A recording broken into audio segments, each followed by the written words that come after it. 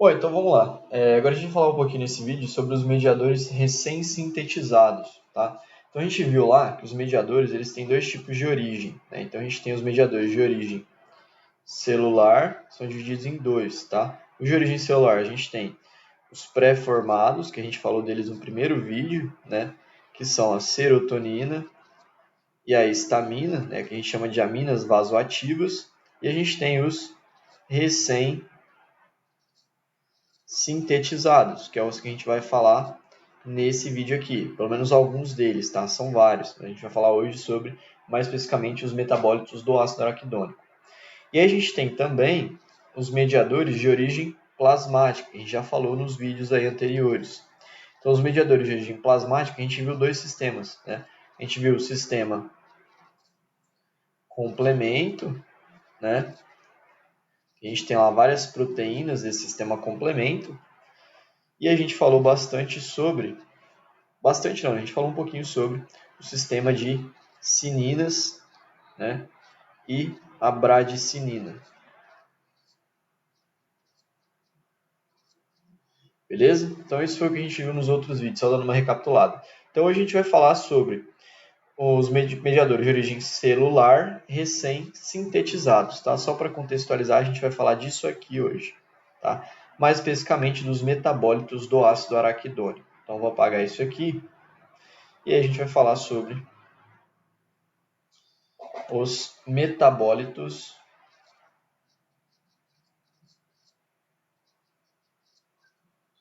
do ácido araquidônico, beleza? Então vamos lá. Aí, como a gente já viu, né, esses mediadores recém-sintetizados, eles são sintetizados no momento da inflamação, tá? Esses metabólitos do ácido araquidônico, eles também são chamados em alguns livros, né? Por exemplo, o Hobbes ele traz como sendo eicosanoides, tá? Então, quando fala eicosanoides, é a mesma coisa que metabólitos do ácido araquidônico. E esses metabólitos do ácido araquidônico, eles são quatro, tá? A gente tem os leucotrienos, a gente vai ver cada um deles. A gente tem os leucotrienos, a gente tem as prostaglandinas, a gente tem as prostaciclinas e tromboxano, beleza? Então esses são os principais, são quatro metabólitos principais. E aí dentro deles a gente tem subclassificações. Então, por exemplo, os leucotrienos, eles são divididos em vários. Então a gente tem o leucotrieno B4, C4, D4, E4, né? Enfim, são vários, tá? Mas vamos lá então, basicamente. Primeira coisa, o que é o ácido araquidônico, né? O que é o ácido araquidônico? O ácido araquidônico, ele é produzido quando a gente tem uma inflamação, né? Então vou fazer aqui um exemplo. Isso aqui, imagina que é uma célula, tá? Então isso aqui é uma membrana celular. Membrana celular. Se a gente pegar um pedacinho dessa membrana aqui, a gente der um zoom, lembra que a membrana ela é uma bicamada fosfolipídica. Então a gente tem cabeças polares, né, que estão ali juntas com a água, e o interior dessa membrana a gente vai ter os lipídios. Então a gente tem um glicerol, que é essa bolinha azul, e os fosfolipídios, tá? Os lipídios ficam no meio, tá? Então aqui a gente tem basicamente ácidos graxos, beleza? São esses lipídios aí de membrana. Quando a gente tem uma lesão ou uma injúria, tá? Então vou fazer aqui uma injúria. O que eu entendo por injúria? Uma lesão, uma agressão, né, que pode ser causada por um vírus, por uma bactéria, né, por um trauma, enfim, uma injúria, tá? Essa injúria, ela vai fazer com que eu tenha a ativação lá dentro da célula, vai fazer que eu tenha a ativação de uma tesourinha, que é chamada de fosfolipase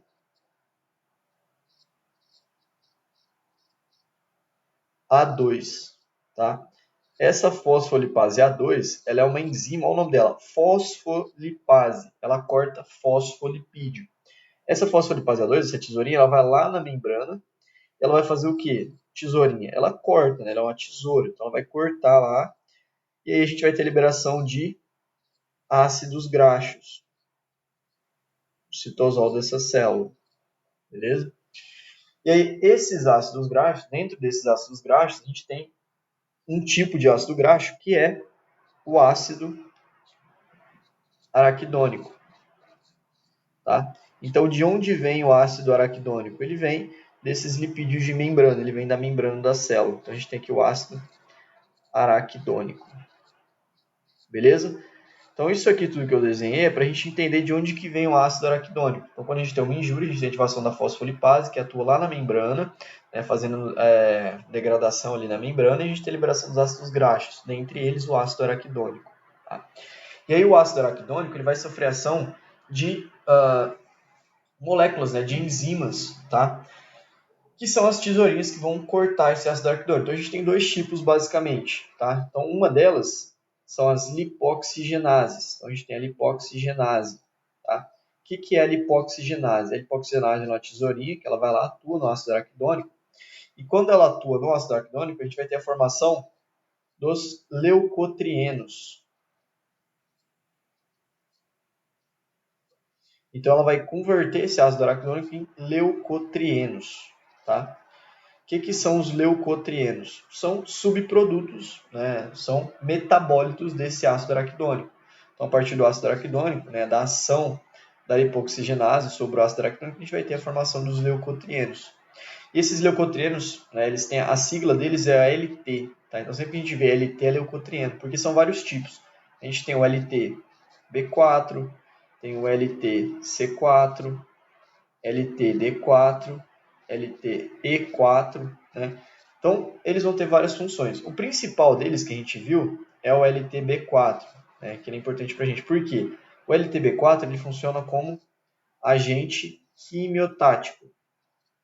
O agente quimiotático faz o quê? Recruta mais leucócitos, aumenta o recrutamento de leucócitos. Né? Então, aumenta a expressão de opsonina, aumenta a expressão de integrina, né? Aumenta o recrutamento, melhora o recrutamento dos leucócitos. E esses outros aqui, eles também são importantes. Né? Então, eles vão ter efeitos como, por exemplo, de aumento da permeabilidade vascular. Eles aumentam a permeabilidade vascular. Né? Mas não é só isso. Esses outros aqui, eles também vão fazer o quê? Vão aumentar a síntese de mediadores. Por quê? Todo mediador aumenta a síntese de outros mediadores. Então, eles aumentam a síntese de mediadores. Beleza? Então, basicamente, é isso que a gente tem sobre os leucotrienos. Uma coisa que a gente viu também é que os leucotrienos eles estão relacionados muito, né, com a asma. Tá? Então, lá na asma, esses leucotrienos eles fazem com que a gente tenha a inflamação no processo asmático. Né? E a gente tem fármacos específicos que vão bloquear esses leucotrienos. Beleza? Então, essa é uma das vias aí desse ácido araquidônico. Né? Deixa eu dar uma diminuída, senão não vai caber o resto. Eu vou dar uma enxugada aqui, colocar mais no lado aqui e remontar isso aqui, senão não vai ter espaço. Então, tudo isso aqui que a gente falou, né, essa via lipoxigenase, é do ácido araquidônico. E a gente tem que esse ácido araquidônico ele também vai sofrer ação de uma outra enzima, né, que é a ciclooxigenase. Então, a gente falou da lipoxigenase, a gente tem também a ciclooxigenase. Vamos vir para cá agora. A gente tem a ciclooxigenase. A ciclooxigenase, né, lembra a terminação dela, ase, tudo que é ase é enzima. Então, ela é uma tesourinha que ela vai lá, ela atua nesse ácido araquidônico, e aí a partir disso a gente vai ter a conversão. Uma outra coisa, ela é chamada de COX, tá? Esqueci de colocar. E a lipoxigenase, a gente chama ela de lipox. Então, a COX e a lipox, beleza? Nomenclaturas aí. Então, basicamente, essa ciclooxigenase, ela vai atuar lá no ácido araquidônico, e aí a gente vai ter a formação de diferentes mediadores, certo? Um desses mediadores são as prostaglandinas. Então, a gente tem as prostaglandinas, a gente tem as prostaciclinas e tromboxano, né? E o tromboxano. Então, a gente vai ter a formação desses três mediadores aqui, as prostaglandinas, as prostaciclinas e o tromboxano. As prostaglandinas e as prostaciclinas, elas vão fazer o quê? Elas aumentam a vasodilatação, então elas têm efeito de aumentar a vasodilatação. Elas aumentam o quê? A síntese de mediadores, então elas recrutam outros mediadores, tá? E a prostaciclina, a gente viu que ela é um antiagregante plaquetário, tá? Então ela é um antiagregante de quem? Das plaquetas, tá? Vou colocar aqui, das plaquetas. E aí a gente falou do tromboxano, né? O tromboxano, ele é o quê? Ele é um agregante de plaquetas, tá? Ou seja, qual que é a função das plaquetas? Quando a gente pensa nas plaquetas, então imagina que eu tenho lá um vaso, e aí por algum motivo eu tenho um corte lá, né? E aí onde eu tenho esse corte, aqui no vaso está passando sangue. Quando eu tenho um corte, o sangue começa a sair. E aí eu tenho as plaquetas do meu sangue, né, que são fragmentos de célula, elas começam a se amontoar aqui e elas tampam esse buraco. E aí para de sair sangue. Isso aqui a gente conhece como coagulação. Beleza? Então a coagulação, que é causada principalmente por esse tromboxano, é um negócio benéfico, né? Então se eu penso em hemorragia, por exemplo, se eu não tivesse coagulação, a pessoa ia sangrar até morrer, que é o que acontece com pessoas que têm problemas relacionados a plaquetas, enfim, a coagulação, tá? Agora, imagine que eu tenho muito tromboxano, né? O que vai acontecer? Eu vou começar a ter um monte de acúmulo de plaqueta aqui, certo? E aí eu vou ter o quê? Eu posso ter uma obstrução, posso ter a formação de um coágulo. Aí eu tenho a formação de um coágulo, que é o que acontece, por exemplo, no caso de um êmbolo, né? Eu posso ter a formação de um êmbolo. E esse coágulo ele vai fazer o quê? Ele vai obstruir a passagem do sangue. E aí, nesse caso, isso é ruim, né? Porque se eu tiver, por exemplo, a formação de um coágulo na carótida, vai faltar oxigênio lá no meu sistema nervoso central, lá no encéfalo. Vou ter um acidente vascular encefálico, um AVE, certo? Se eu tenho a formação de um coágulo que, sei lá, vai para o pulmão, eu posso ter um embolismo, né, de um êmbolo aí que vai para o pulmão, eu posso ter um embolismo. Né? Então a gente tem vários fatores que vão influenciar aí, tá? Mas só para a gente entender a função. Então, esses dois aqui, as prostaciclinas e o tromboxano, eles vão funcionar na questão da coagulação, né, dessa atividade das plaquetas. Então, é como se fosse uma balança. Então, tudo que a gente pensa, a gente sempre pensa em equilíbrio. Eu não posso ter nenhum demais, nem outro demais. Então, aqui do lado eu tenho o tromboxano, desse outro lado aqui eu tenho as prostaciclinas. Então, quando eu tenho um equilíbrio dos dois, eu tenho as minhas plaquetas fazendo coagulação de uma forma correta. Se eu tenho um desequilíbrio de um dos dois, se eu tenho um atuando mais que o outro, vai dar ruim. Ou eu vou ter hemorragia, ou eu vou ter formação de coágulo. Beleza? Eu vou deixar isso aqui, só para a gente lembrar. E aí, uma outra coisa que a gente falou das prostaglandinas é que elas são moléculas pirogênicas, tá? Vou fazer até de vermelho, vou fazer de preto. As prostaglandinas, elas são pirogênicas. O que são isso? Pirogênicas. Significa que elas atuam lá no nosso sistema nervoso central, uma regiãozinha que a gente chama de hipotálamo, que é o centro, né, que regula ali a nossa temperatura, e elas fazem que a gente tenha um aumento da temperatura, que leva à febre, beleza? Então, uma substância pirogênica é uma substância que induz a febre, beleza? E outra coisa que essas prostaglandinas fazem é o que? Elas vão lá, né? E elas atuam lá naqueles meus nociceptores. Lembra dos nociceptores que a gente viu quando a gente falou lá da, da bradicinina? Então tem os nociceptores, tá? As prostaglandinas, elas vão se ligar aqui a esses nociceptores e elas vão ativar eles. E aí eles vão mandar uma mensagem lá para o meu sistema nervoso central. E aí eu vou ter o quê? Ele interpretando essa mensagem, que é do quê? Dor. Tá? Então, nosso receptor está relacionado com a dor. Então, se ele manda uma mensagem para o sistema nervoso central, ele vai interpretar como uma dor. Então, eu tenho febre e dor associados a essa prostaglandina. Beleza? E aí, a gente viu também, a gente falou um pouco sobre os anti-inflamatórios, né? Qual que é a função dos anti-inflamatórios?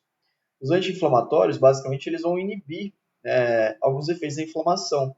Então, por exemplo, a gente falou que a lipoxigenase, né, ela atua no ácido araquidônico, levando à formação dos licotrienos, que são agentes quimiotáticos, aumentam a permeabilidade vascular e síntese de mediadores, né, estão relacionados com a asma. Eu tenho anti-inflamatórios, né, que eu chamo de corticoides. Eu tenho, por exemplo, os corticoides, né, que são análogos ali do cortisol, por isso que eles têm esse nome de corticoide, né, eles vão atuar da mesma forma que o cortisol, inibindo essa via da lipoxigenase. E aí, quando eles inibem essa via da lipoxigenase, eles inibem a formação de leucotrieno, ou seja, eles atuam de forma a inibir a inflamação, já que os leucotrienos eles ampliam a inflamação.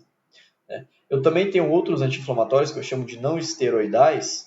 Né? O cortisol é um anti-inflamatório esteroidal. Né? Esteroidal é aquele que atua em lipídio. E eu tenho também os não esteroidais, como, por exemplo, algumas substâncias encontradas em ibuprofeno, né, no dipirona e tal. E aí, o que o ibuprofeno e o dipirona vão fazer, por exemplo? Né? Eles são... Por que eu tomo dipirona? O dipirona ele é um antipirético, né?